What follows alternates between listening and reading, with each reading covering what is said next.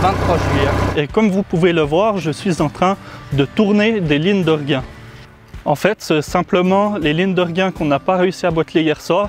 Et avant de les botteler à midi, on va vite les tourner une dernière fois. Aujourd'hui, pour une fois, je ne me dépêche pas à cause du fait qu'ils annoncent de la pluie bientôt. Non, je me dépêche car demain, je pars en France. En effet, je suis invité dans la ferme de la Cognier, qui est la ferme où sont testés et mis à l'épreuve les matériels de chez Sulky et Sky. Cette ferme m'invite donc à découvrir leurs outils, leurs ateliers de production et même un peu de leur agriculture de leur région. Et pour les remercier, je compte leur apporter un produit dont je suis fier et qui, selon moi, représente à merveille l'agriculture de ma région. Ce fromage est né près de chez moi dans le district de la Gruyère, c'est donc du gruyère.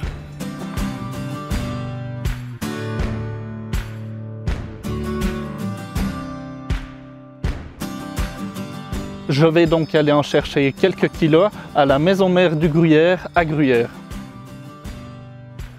Ce fromage est l'emblème de la région. Je l'aime beaucoup, mais moi mon préféré c'est la deuxième emblème de la région. Et on va aller le chercher sur une de ces montagnes.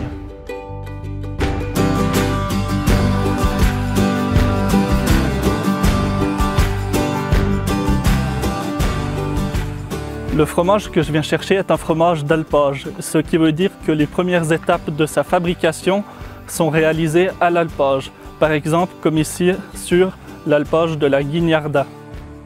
Chaque jour, tôt le matin, les vaches sont traites ici et ensuite le lait est mis à chauffer sur un feu de bois, c'est obligatoire, dans un grand chaudron ou plusieurs et le cycle commence.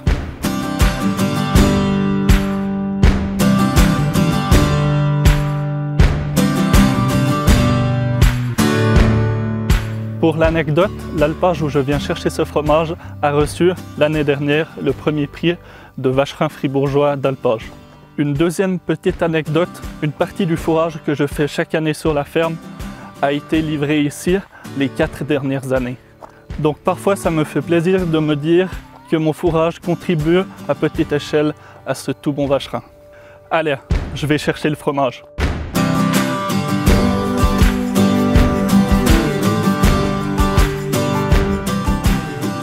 Cette fois, ça y est, j'ai mon fromage, donc je peux partir direction la France. Et j'ai hâte de découvrir les paysages de par là-bas, qui, selon ce qu'on m'a dit, présentent quand même des parcelles beaucoup plus planes. J'ai hâte de voir ça. Je sais déjà que sur la route qui mène jusqu'à Paris, j'aurai l'occasion de voir des champs déjà tellement plats, ce qui, à chaque fois que je me suis rendu par là-bas, m'a clairement impressionné. Une des premières fois où j'étais parti vous faire ce genre de vidéo dans un format vlog découverte à l'étranger, plus précisément en France, j'étais parti direction Limoges. C'est donc une direction légèrement au sud que j'avais prise. Cette fois-ci, je devais prendre une direction légèrement au nord et traverser toute la France pour aller jusque dans la région de la Bretagne. Ce sera donc 100% découverte pour moi.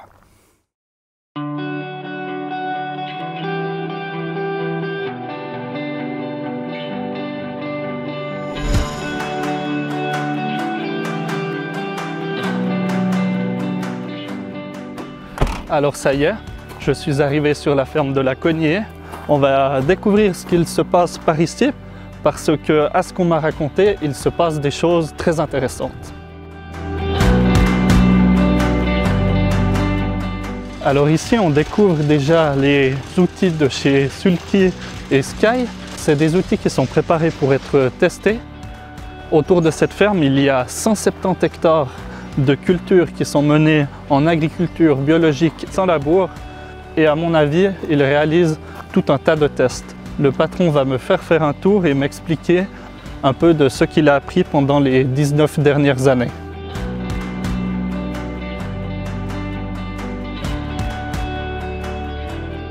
Ici, on est devant une grande parcelle qui a été séparée en deux. On y voit 2 cultures différentes et selon moi, il se passe des choses très intéressantes. Déjà, ce qui saute le plus aux yeux, c'est le fait que le champ est séparé en bandes de 12 mètres. On m'a expliqué que l'objectif de ces bandes est de faire en sorte qu'il y ait toujours du vert dans la parcelle et que la biodiversité trouve toujours un refuge pour que les auxiliaires puissent rester par là. Mais moi, ce qui m'a le plus interpellé ici, c'est une autre chose. Normalement, quand on nous dit qu'on veut faire du bio et sans labour, il y a un gros problème qui nous vient à l'esprit. C'est comment on va faire en sorte de gérer les adventices. Comment on va faire en sorte pour que les mauvaises herbes ne prennent pas le dessus sur la culture qu'on veut récolter quelques mois plus tard. Et ici, on a 3 cultures qui utilisent le même phénomène qui est au final très malin. Ici, on a du sorgho qui vient d'être semé après une céréale. Ici, on a du chanvre pour faire de l'huile. Et plus loin, on a du sarrasin. Et les 3 utilisent le même phénomène. En fait, les 3, ça fera une végétation très haute et dense qui ne laisseront pas passer la lumière pour les adventices. C'est quelque chose de très efficace et quand on ne veut pas faire de labour et pas de chimie, lutter contre les adventices, c'est pas facile. Et choisir des cultures qui permettent de faire ce genre de manœuvre, eh ben, ça fait partie du jeu et puis au final, c'est très intéressant. Nous voilà devant ce dernier exemple, donc du sarrasin. Et on voit, le sarrasin est une plante qui monte assez haut. Cette culture-là a l'avantage de présenter des fleurs pendant tout l'été, ce qui n'est pas courant et les abeilles, elles les apprécient bien. C'est du sarrasin qui va être récolté pour faire des galettes justement. Vu qu'on est en Bretagne, les galettes, ça sonne cohérent. Quand je vois le sorgho comme il a été semé, ça me fait penser à quelque chose qu'on a mis en place chez nous cette année. En fait, le but est d'occuper le plus possible l'espace. S'il y a un trou, la nature le comblera. Et l'idée, c'est que si nous, on crée le moins de trous possible, la nature le comblera moins. En fait, par exemple, chez nous, on a l'habitude de semer avec des semoirs qui ont 18 socs sur 3 mètres. Et cette année, on a pris un semoir qui en a 24 sur 3 mètres pour mettre la même quantité de semis, mais les répartir mieux sur le sol. Et quand on regarde ici, ça a l'air d'être semé aussi pas mal épais, dans le sens où il y a pas mal de sillons de semis par mètre. Je pense que c'est quelque chose qui applique bien leur semoir, qui, sauf erreur, ont vraiment beaucoup de disques par mètre. Sur la ferme de la Cognier est également basée une chaîne YouTube. En fait, c'est un groupe de jeunes qui se déplacent en France et ailleurs pour faire découvrir notamment comment sont utilisés les outils de chez Sky et Sulky. On m'a dit qu'Estelle était à l'intérieur. Je vais la rejoindre et lui offrir vous savez quoi. Salut Estelle. Bonjour Yannick. Eh bien, bienvenue à la Cognier. Merci bien. Je suis bien arrivé là, c'est magnifique. Voici un peu de l'agriculture de chez moi. Ah. Alors là, on a du gruyère, le gruyère qu'on connaît bien. D'accord. Qui n'a pas de trou du coup. Qui n'a pas de trou. Okay. Là, on a du vacherin. Ça, c'est mon préféré. Eh ben, merci beaucoup. On produit du bon vin rouge, nous, ici en France. Alors, on dégustera ça avec le vin rouge.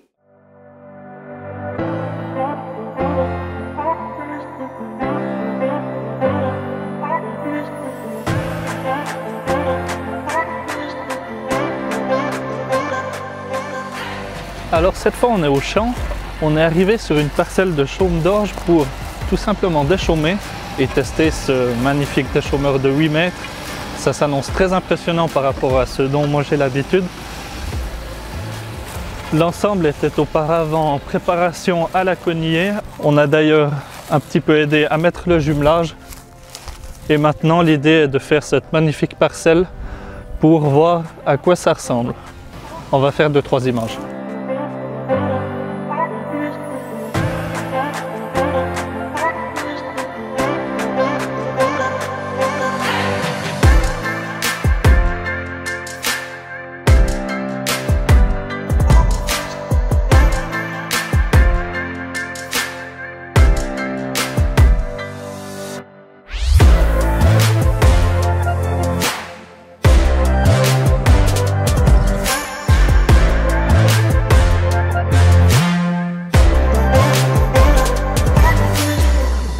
Alors ici est donc réalisé un déchaumage, c'est un travail superficiel du sol qui consiste à arracher les chaumes, ici des chaumes d'orge, et les mélanger à la terre. Je ne suis pas expert dans le domaine, mais à première vue je dirais que le travail est très bien. Aujourd'hui il se passe bien plus qu'un déchaumage. Comme vous avez pu le voir, le tracteur est équipé d'une trémie à l'avant et le déchaumeur a une rampe qui est capable de pulvériser du semis à l'arrière. Ça se passe en fait juste derrière les disques déchaumeurs et avant le rouleau à pneus. Et le but est tout simplement d'implanter des couverts au moment même où on déchaume. Les couverts dans cette ferme, c'est toute une science. Il y a plein d'objectifs qu'on peut avoir avec des couverts. Ça peut répondre à plein de problématiques également. Tout peut être fait, mais tout doit être très réfléchi. Et aujourd'hui, on ne répond pas forcément à quel couvert il faudrait mettre ici, mais plutôt au fait que grâce à ce cas-là, les adventices et le couvert qu'on implante vont avoir exactement le même point de départ. Il n'y aura pas les adventices qui auront 1, 2, 3 jours d'avance. Et faire en sorte que les adventices ne puissent pas avoir d'avance sur les couverts qu'on veut semer, ça permet d'optimiser les chances que ce couvert prenne rapidement le dessus sur les adventices. Alors cette fois, le chantier a bien commencé et il est temps pour moi de prendre en main ce magnifique ensemble. Je ne vais pas vous cacher ma joie, quand même un énorme Fendt avec un bel ensemble de déchaummage plus sur semis. Je vais vous parler un peu de la cinématique parce que quand je l'ai vu pour la première fois, je me suis dit ouais, ça doit quand même être quelque chose à régler. Et en vrai, c'est ironiquement simple. En fait, toutes les roues de jauge sont fixes. Et ça veut dire que lorsqu'on pose l'outil sur le sol, il est déjà à plat, c'est terminé, bonsoir. Et par contre, les disques peuvent être réglés en profondeur. Par le biais de ces vérins, on peut simplement faire travailler les disques plus profonds et à partir de là, c'est déjà fini. Du coup, on va voir ce que ça donne. En 8 mètres de large, ça fera une première pour moi en plus aujourd'hui.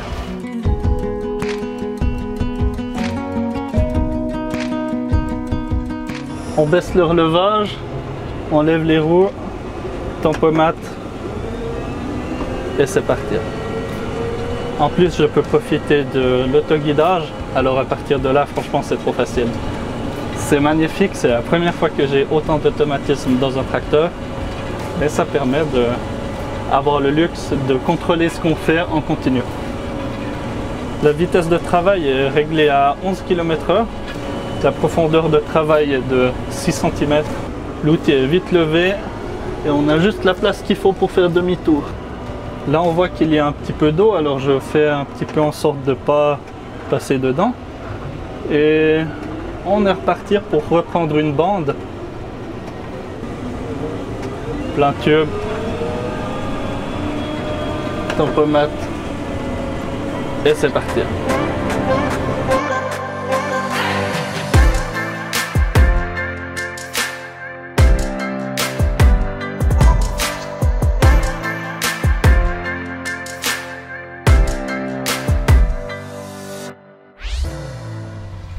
Alors ça y est, le chantier de déchaummage sur semis est presque terminé. Je vais maintenant partir à quelques kilomètres d'ici, à l'usine où ils fabriquent les semoirs et les épandeurs d'engrais.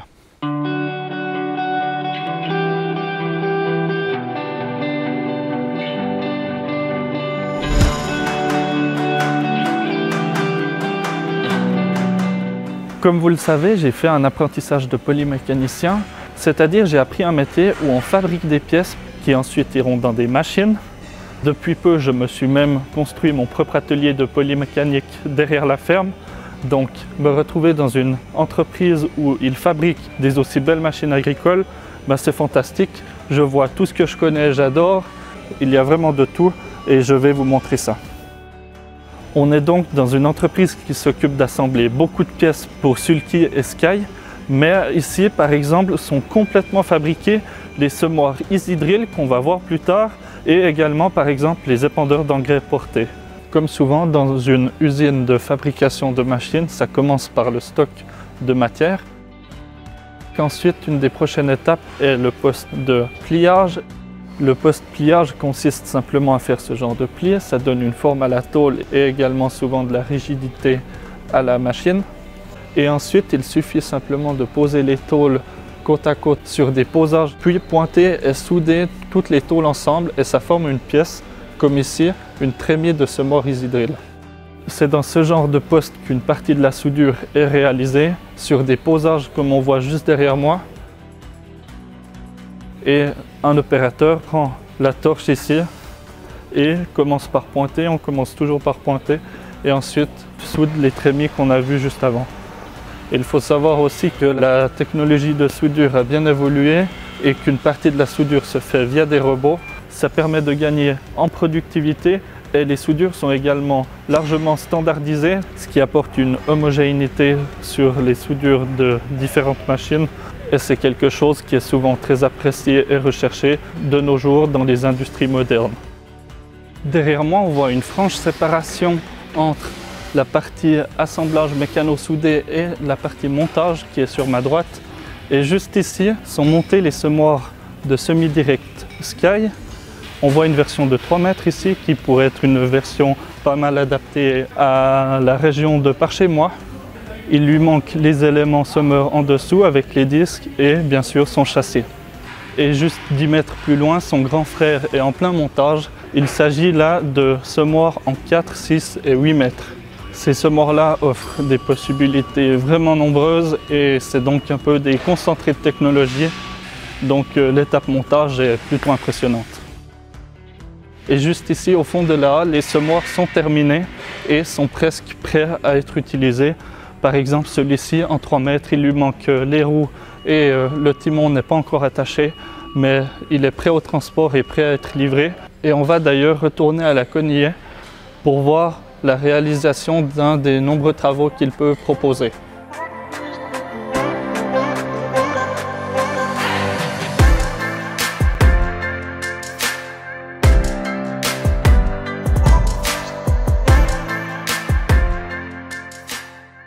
Maintenant qu'on a vu comment sont fabriqués ces semoirs de la famille EasyDrill, on va les faire travailler un peu au champ. Alors chez moi, je ne fais pas de semi-direct. Du coup, on va plutôt lui faire faire un travail que je pourrais lui faire faire chez moi. C'est-à-dire faire du sursemis sur une prairie permanente ou pas. En Suisse, le sursemis est largement utilisé pour tout simplement optimiser la récolte de fourrage qu'on fait chaque année. Ce semoir est designé pour réussir à faire du semi-direct. C'est-à-dire que ces éléments sont conçus pour réussir à créer un sillon homogène et régulier dans le sol qui n'a pas encore été préparé. Et ça, il faut savoir que c'est particulièrement compliqué. Les éléments semeurs sont solides. Il y a jusqu'à 250 kg de pression qui est effectuée sur chaque disque. C'est vraiment colossal. Les disques sont épais, sont crénelés. C'est quelque chose de très sérieux pour réussir à percer cette couche qui est pas préparé. En plus, ce semoir est équipé, comme tous les EasyDrill, de 2 descentes à 2 profondeurs différentes par disque, c'est-à-dire qu'on peut semer 2 graines différentes dans le même sillon et à 2 profondeurs différentes, ce qui est, à ce qu'on m'a raconté, vraiment apprécié dans des exploitations où la personne veut faire tout un tas de tests, des cultures associées. C'est en gros un outil qui permet de faire de la recherche à la maison. Mais il faut quand même savoir qu'utiliser ce semoir pour faire du sursemis dans une prairie, c'est un peu comme utiliser un Concorde pour aller chercher le pain. Donc on est au clair que pour du sursemis, c'est pas utiliser toutes ces possibilités-là. Mais le fait est que ce semoir est polyvalent. Il serait tout à fait capable d'effectuer cette tâche qui est assez compliquée à réaliser bien. Souvent les semoirs ont du mal à créer un sillon dans cette couche. Et au final, malgré le fait que la semence d'herbe coûte très cher, elle est très largement gaspillée lors de cette étape-là. Et avec cet outil-là, le sillon est tellement net qu'une grande partie de la semence d'herbe est valorisée. Et ça, c'est quelque chose dont on n'a pas vraiment l'habitude quand on fait du sursemis.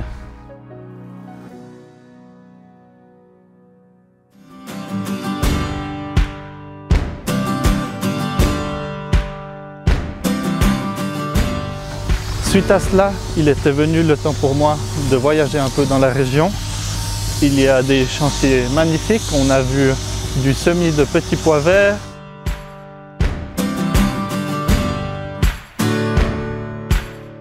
On a vu les marais salants, la production de sel.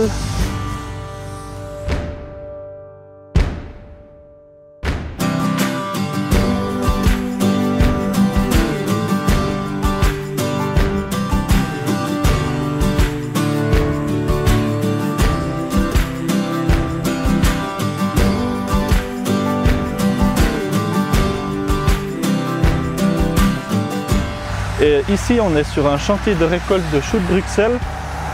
Cette remorque vient de venir charger les choux qui viennent d'être récoltés à ma gauche.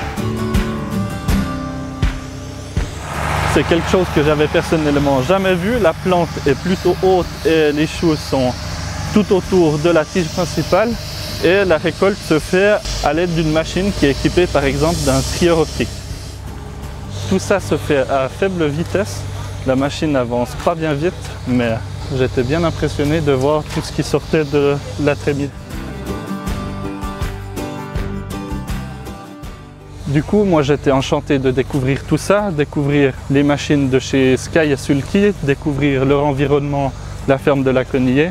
J'ai également bien apprécié de pouvoir visiter un peu l'agriculture de la région.